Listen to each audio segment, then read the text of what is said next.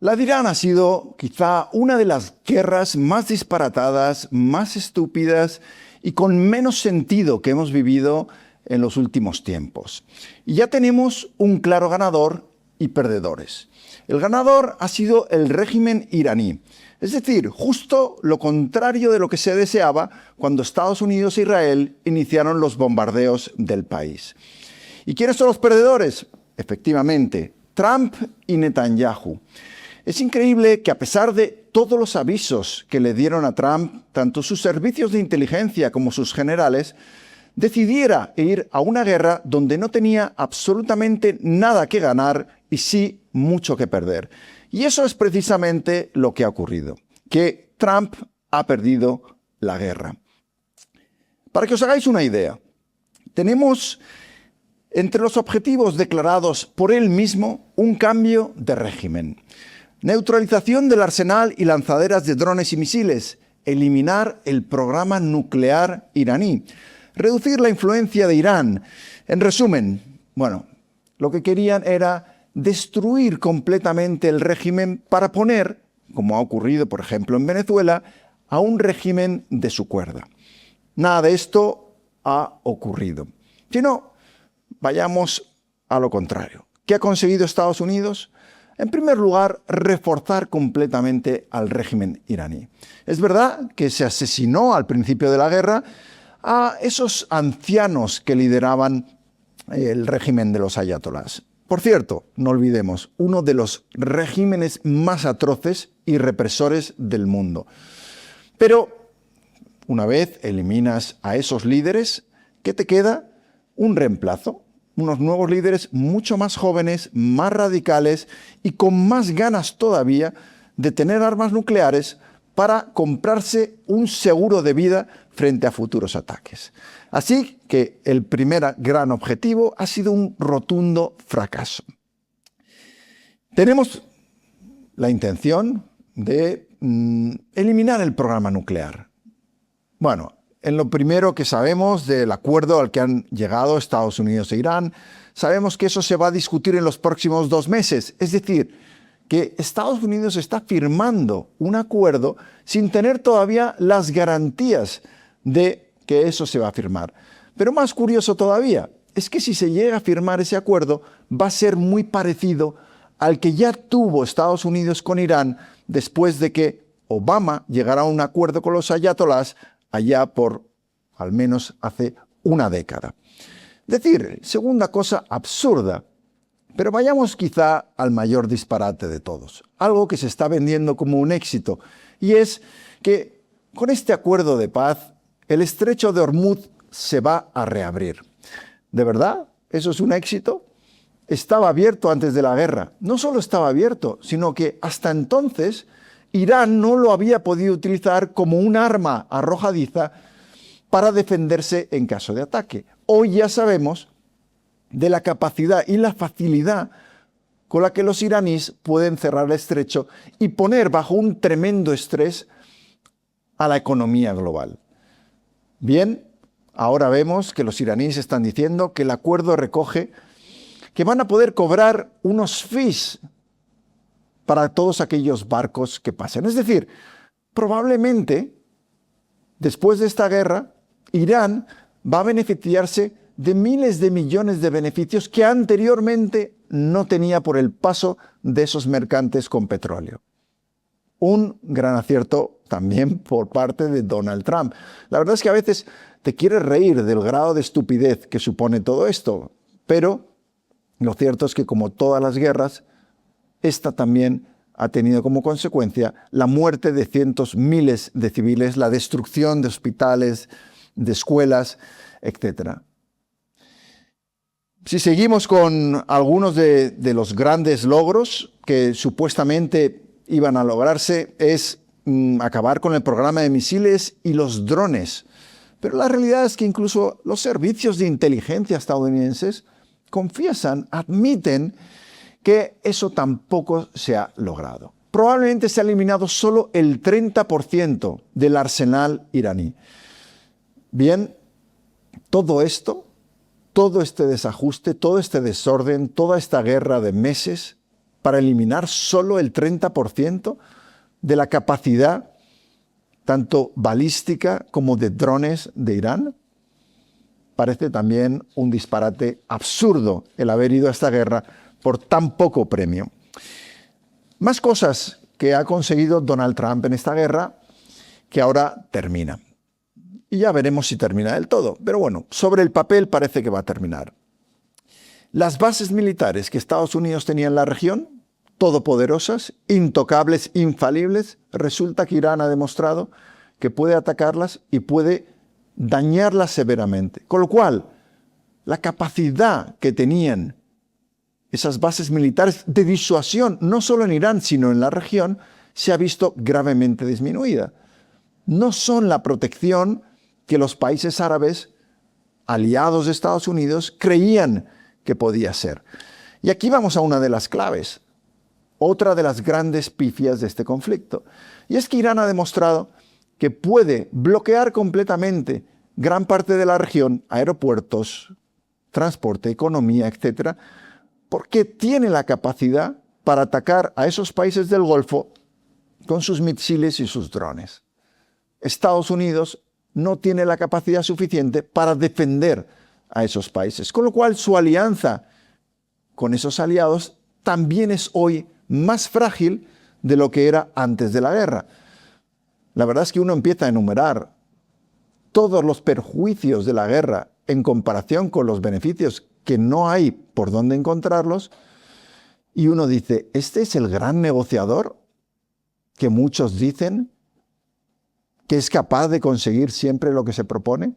Está visto que en geopolítica no tiene absolutamente ni idea de lo que hace. Y como hemos dicho antes, tampoco escucha a aquellos que dentro de Estados Unidos sí saben sobre lo que podía pasar en esta guerra.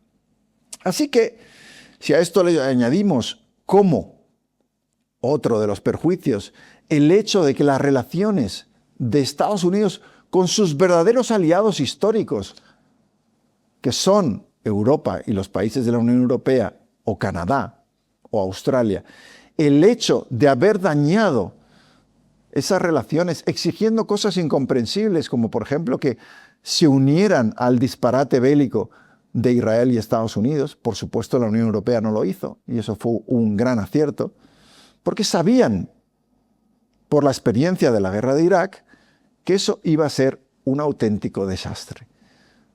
Trump no solo incumplió todas las promesas que hizo a su electorado, diciendo que jamás volvería a implicar a Estados Unidos en una guerra por petróleo en Oriente Medio, no solo incumple eso, sino que una vez va la guerra, todo lo que había prometido que iba a suceder, no sucede.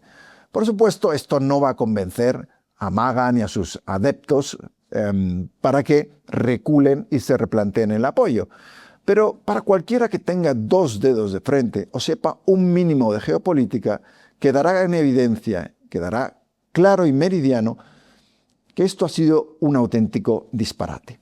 ¿Qué tenemos como resultado? Un Irán más influyente, más fuerte, más amenazante para la región y para el mundo, y probablemente un Irán que tendrá armas nucleares antes de lo que habría tenido con el viejo régimen.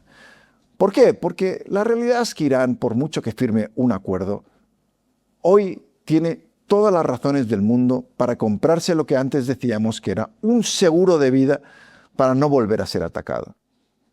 Apostaría lo que fuera a que en los próximos meses, años, ese programa nuclear en secreto se va a desarrollar todavía más rápido de lo que ha sido hasta ahora.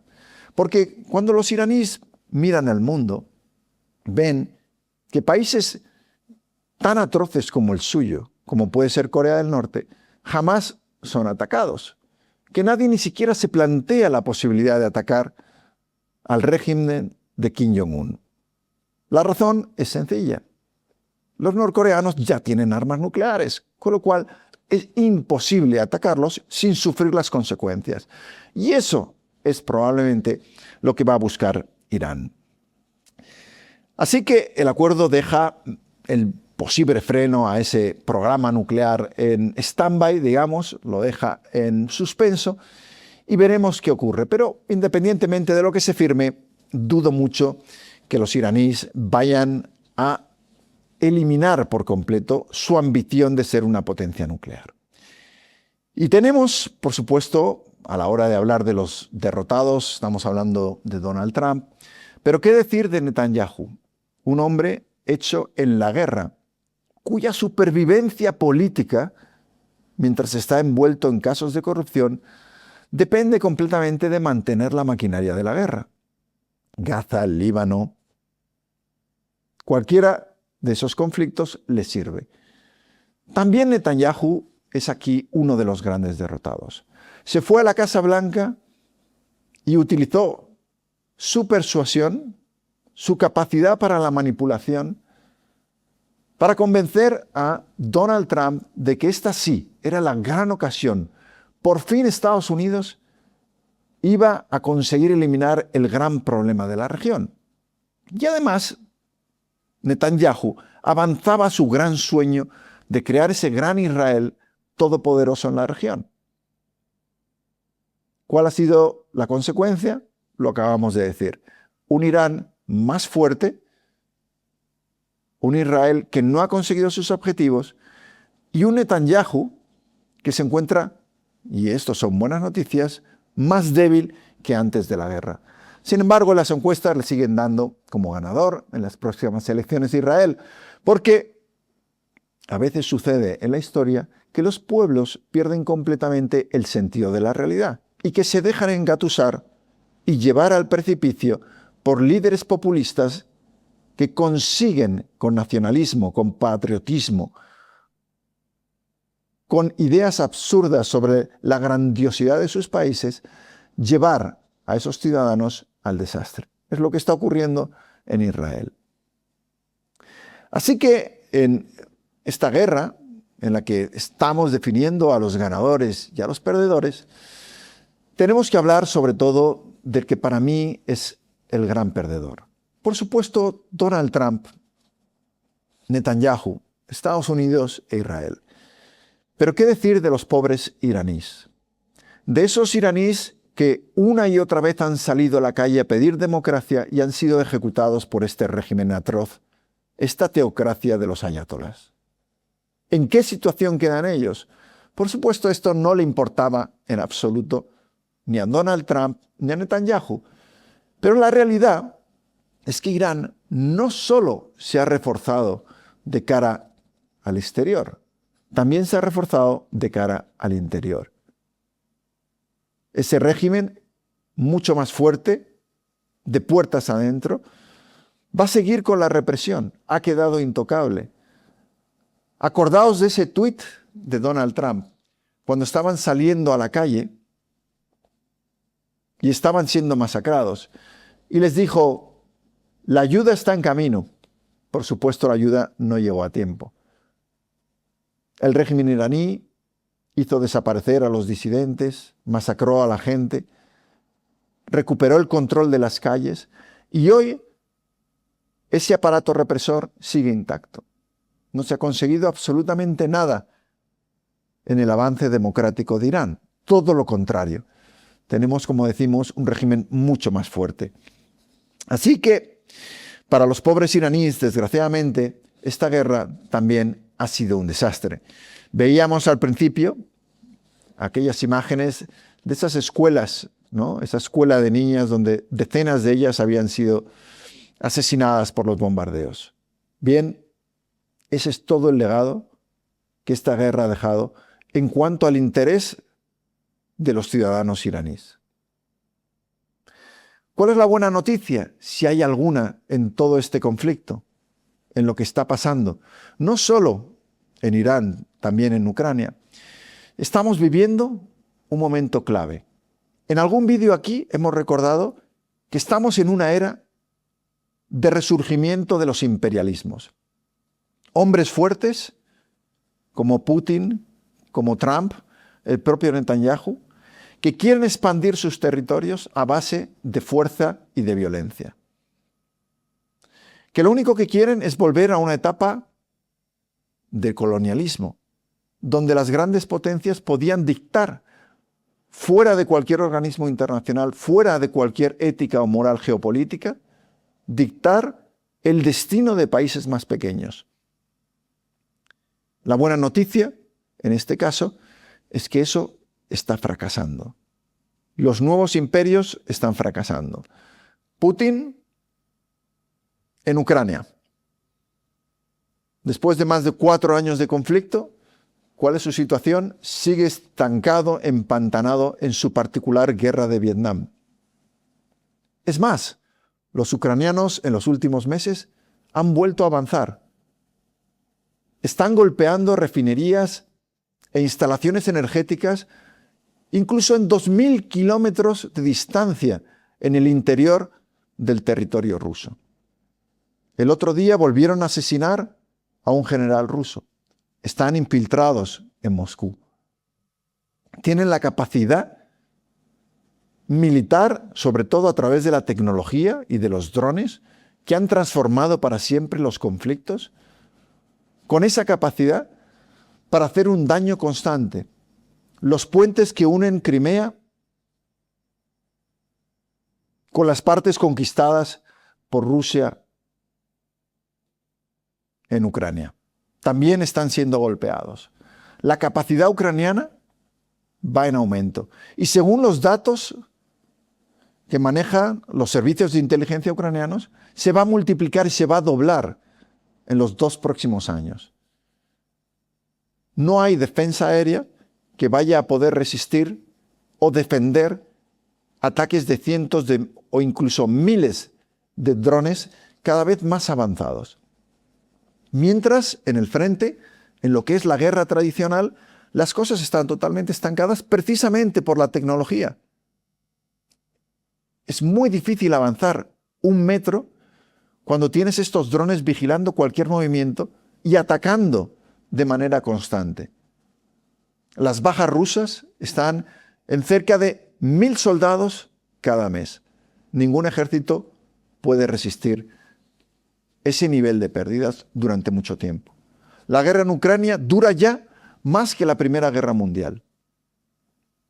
El problema para Putin, ese emperador, es que si ahora se retira, que es lo que probablemente todo el mundo que tiene 2 dedos de frente en el régimen de Moscú quiere que ocurra, sería una humillación.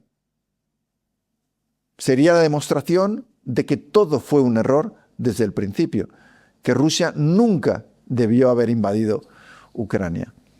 Pero ahora, empantanado, bloqueado, no tiene mucha solución. Y estamos eternizando una guerra que está destruyendo, sí, hablaba de los soldados rusos, pero también masacrando a toda una generación de jóvenes en Ucrania. ¿Cuál está siendo la respuesta de Putin? Incrementar los ataques con misiles y con drones en zonas civiles. Intentar hacer lo que ha hecho siempre en todas las guerras, ya fuera en Chechenia, ya fuera en Georgia, en cualquier sitio, que es, cuando hay demasiada resistencia, incrementar el daño a los civiles en un intento de chantajear al gobierno. Pero no va a funcionar. Después de 4 años, los ucranianos están dispuestos a aguantar lo que haga falta para no caer en manos de esa oligarquía corrupta, criminal, que dirige Vladimir Putin. Y esto es una de las grandes noticias. Los ucranianos que están defendiendo no solo su país, sino Europa, han dado una lección al mundo de cómo resistir a todo un imperio siendo un país mucho más pequeño. Solo con la determinación, el coraje y la autoridad moral que les da el no querer resistir, el no querer rendirse ante un agresor. Y esa misma lección se la están dando a Estados Unidos. Trump creyó que después de la operación exitosa de coger a Maduro en Venezuela, cambiar el régimen y empezar a ramplar con todo el petróleo, el otro día volvió a decir, sin ningún tipo de de disimulo, ¿no? Estamos llevándonos miles de millones de beneficio con el petróleo venezolano. Es decir, el saqueo de los recursos naturales de un país, sin disimulo, declarado en abierto y de manera orgullosa. Ya sabéis aquí que no le teníamos absolutamente ninguna simpatía al dictador Maduro. Pero el modelo de imperio o de nuevo orden internacional basado en los imperios del más fuerte que proponen tanto Putin como Trump, sería muy importante que no tuviera éxito. Y de nuevo, después del éxito, entre comillas, de Venezuela, una vez fracasó en su intento de conquistar ese disparate que pretendía de Groenlandia, me hago con Groenlandia, que es parte de la Unión Europea, una vez ridiculizados sus intentos de que Canadá fuera el estado número 51 de Estados Unidos, ya me dirás tú qué interés pueden tener los canadienses en formar parte de Estados Unidos, sobre todo de un Estados Unidos bajo un presidente lunático, corrupto como es Donald Trump. Entonces decide, bueno, vamos a por Irán. Allí también hay petróleo, ¿no? Cuando hablamos de derechos humanos y de atacar a un país u otro, no se seleccionan porque el país sea peor o mejor o tenga líderes peores o mejores. Simplemente hay un cálculo económico, hay petróleo, nos interesa, vamos a atacar, vamos a invadir, vamos a intentar controlar ese país para quedarnos con esos recursos naturales. Y ese era otro de los grandes objetivos de Donald Trump. Le ha salido mal. Yo aquí tengo un conflicto. Y es un conflicto que discutí con una periodista iraní recientemente. Porque ella me decía, sí, Trump será todo lo malo que quieras, pero si a mí Trump me consigue quitar de en medio el régimen atroz de los ayatolás, que reprime a las mujeres, que ejecuta a los disidentes, que hace desaparecer a la gente que no le gusta, dice, para mí habrá merecido la pena. Y yo lo puedo entender desde el punto de vista de los iraníes, como puedo entender desde el punto de vista de los venezolanos, que deseen la caída de un régimen como el de Maduro, aunque esté provocada por un tipo despreciable como es Donald Trump. Pero ¿cuál es el problema de este fracaso estrepitoso, de este conflicto absurdo? Que eso nunca iba a suceder en Irán. Estamos hablando de un país de 90 millones de habitantes, con un régimen mucho más asentado, mucho más estructurado que el de Maduro, con un ejército mucho más preparado y que además había sido avisado desde hacía mucho tiempo de que iba a ser atacado, con lo cual pudo prepararse para el conflicto. Y que tenía, como hemos hablado antes, resortes para chantajear al mundo, por ejemplo, cerrando el estrecho de Hormuz, haciendo que el petróleo se disparara, atacando a los aliados de Estados Unidos en el Golfo.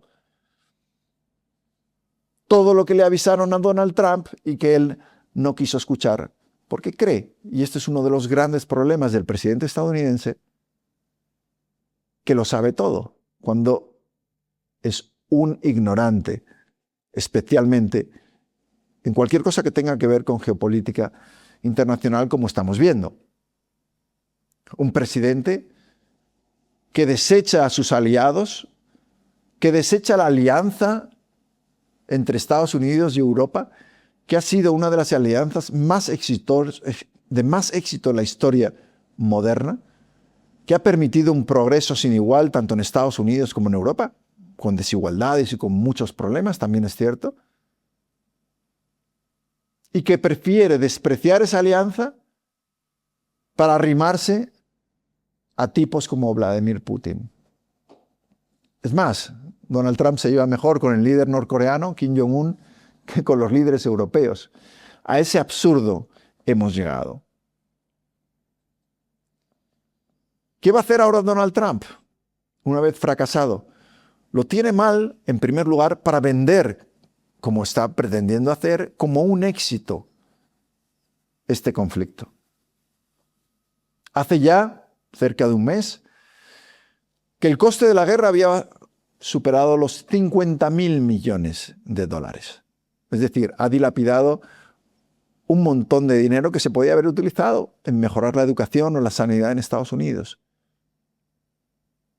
En su lugar, los estadounidenses tienen este empeño en malgastar el dinero, en endeudarse para generar y provocar guerras absurdas.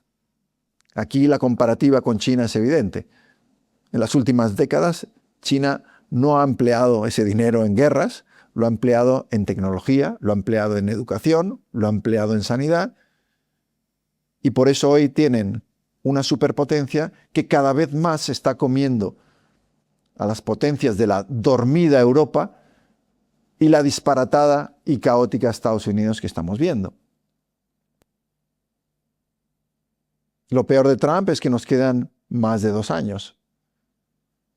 Y que además, por mucho que pretenda vender la guerra a Irán como un éxito, él sabe que ha sido un rotundo fracaso.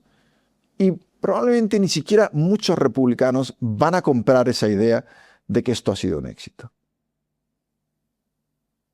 Yo por eso temo, conociendo la personalidad del tipo, que en vez de aprender la lección y decir, oye, pues a lo mejor esto ha sido una estupidez, voy a dejar de hacer caso a Netanyahu, voy a dejar de meterme en conflictos ridículos, voy a atender los problemas de Estados Unidos, que son muchos. En vez de llegar a esa reflexión, probablemente va a buscar otro lugar donde tener un éxito. Ya veremos qué ocurre. El objetivo más fácil, más obvio, probablemente es Cuba, donde de nuevo tenemos el mismo caso que en Venezuela y que en Irán. Una población harta de un régimen despreciable que ha arruinado completamente Cuba, y por supuesto están las sanciones y el bloqueo. Yo estoy totalmente en contra de ese tipo de medidas que también han contribuido, pero no hay mayor culpable en Cuba del desastre que vive que la dictadura de los Castro.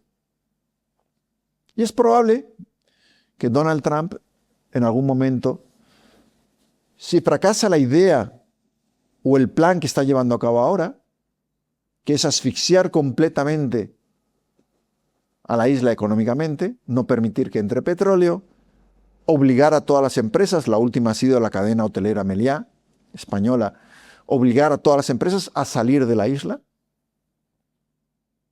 hacer que la situación sea tan desesperante que el régimen claudique por sí mismo o que caiga por su propio pie. Si eso no ocurre, porque es verdad que el régimen tiene un control absoluto sobre la isla, es mucho más fácil de controlar que un país más grande,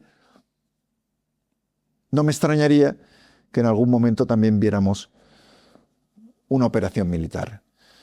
Y ahí, yo sí creo que si Estados Unidos fuera y Donald Trump optara por la estrategia militar, es más probable que tuviera éxito que en Irán, porque es un país mucho más pequeño, porque hay un ejército probablemente ya no tan leal al castrismo como el que había hace años, porque el territorio es más fácilmente conquistable, no sería difícil desplazar a ese ejército de las ciudades principales y que a lo mejor se convirtiera en una guerrilla en zonas de selva, pero no debería ser un gran problema para Estados Unidos derrocar al régimen cubano y tomar La Habana. No creo que fuera una dificultad. Veremos si esa es la opción. En cualquier caso, estaríamos otra vez en la dicotomía de imperialismos frente a regímenes despreciables. Entre tanto, mientras esos nuevos emperadores tratan de establecer sus propias normas, todas las instituciones que regulaban o trataban de regular las relaciones internacionales han saltado por los aires. ¿Quién se acuerda, por ejemplo, de la ONU? Las siglas podrían ser Organización Nada Útil, ONU, porque no sirve para absolutamente nada ya. No digamos de la Unión Europea, dormida, inoperante, con cero influencia geopolítica. De los emperadores que han surgido en esta era moderna, Trump, Putin, ya hemos dicho que han fracasado claramente, y sin embargo tenemos a uno, Xi Jinping en China, que en mi opinión es el que está venciendo. Precisamente porque está evitando guerras estúpidas, aunque tiene la tentación de atacar Taiwán, veremos si se atreve, pero porque su imperialismo está siendo económico, está siendo tecnológico, está conquistando el mundo a base de millones de ingenieros, de una apuesta por la inteligencia artificial, de energías renovables, de biotecnología, de coches eléctricos, de todos los campos tecnológicos modernos, convertirse en la principal potencia. Y utilizar eso, a la vez que amasa todos los recursos naturales que son claves para el desarrollo de las nuevas tecnologías, a base de todo ese control, ejercer su dominio y su hegemonía. Mientras la estupidez autocrática de los Putin o los Trump les lleva a hundir cada día más a esos países que han entrado en una clarísima decadencia. Así que en este nuevo orden mundial, Xi Jinping mira desde su ventana al mundo y dice, no tengo que hacer nada. Si es que ellos solo se disparan al pie. No hace falta, en los tiempos modernos, entrar en un conflicto directo con Estados Unidos. Por eso recibe recientemente a Trump en China sin ningún problema, porque sabe que está ganando la carrera de los imperios, utilizando una estrategia a largo plazo mucho más inteligente que la de estos líderes corruptos que están llevando a sus países a la absoluta decadencia que estamos viviendo. Mientras tanto, Europa, adormecida, se ha convertido en una especie de testigo de lo que pasa al mundo sin intervenir y sin tener absolutamente ninguna influencia en lo que pasa. Por concluir este vídeo, las guerras nunca son la solución en geopolítica. Tratar de determinar el destino de otros países por la fuerza nunca sale bien. Los imperios, al intentar expandirse más allá de lo que pueden, suelen provocar su propia decadencia. Esto lo saben los historiadores desde la época de los romanos. Lo sabe Gengis Khan. Lo saben todos los que han leído cómo se hundieron los grandes imperios de la historia. Por eso, yo estoy convencido que la decadencia tanto de Estados Unidos como de Rusia se va a acelerar en los próximos años, salvo que haya un cambio en el liderazgo. Eso no parece que vaya a pasar, tampoco parece que Europa vaya a despertar, y nos encontraremos con que China, en cambio, seguirá avanzando y seguirá cada vez más dominando este mundo loco y disparatado, este desorden internacional en el que vivimos. La historia, yo creo que debería ser clave para cualquier líder que llegue al poder, conocerla. Rusia no pudo conquistar y dominar un país como Afganistán en los años 80. Perdió aquella guerra. Estados Unidos no pudo controlar y dominar un país mucho más pequeño como Vietnam. También salió derrotado. Y sin embargo, esas lecciones de la historia no fueron aprendidas. Rusia se fue a por Ucrania. Le vuelve a pasar lo que le pasó en Afganistán. Estados Unidos lanza aventuras bélicas absurdas como las que lanzó en Irak y en otros sitios, y ahora en Irán le vuelve a salir mal. Y desgraciadamente, si nada cambia, sin otros líderes, seguiremos viendo cómo repiten los mismos errores. El precio lo pagaremos todos, porque las cosas que pasan en esos conflictos lejanos cada vez más nos afectan a nosotros. No solo en el precio de la gasolina que ponemos en el coche, en la inestabilidad económica, en la desigualdad, en el desorden internacional que genera incertidumbre, que nos radicaliza, que hace que las sociedades se polaricen cada vez más. Todo eso es consecuencia de un mundo que no tiene reglas. La única esperanza es la emergencia de un nuevo liderazgo que vuelva a poner cierto orden y sentido común en el mundo. Seamos optimistas, pensemos que eso es posible. Tardará un tiempo. Y tengo la sensación de que las cosas se pondrán peor antes de mejorar. Pero también esto es algo que se ha repetido en la historia. No aprendemos la lección hasta que nos hundimos del todo. Y luego, milagrosamente, conseguimos levantarnos de nuevo, hasta que se nos olvidan esas lecciones y volvemos a repetir esos errores en el círculo de la historia. Queridos, muchísimas gracias de nuevo por seguir el canal. Suscribiros si podéis, haceros miembros, es un placer teneros siempre ahí. Muy pronto otro vídeo para vosotros. Gracias, hasta pronto.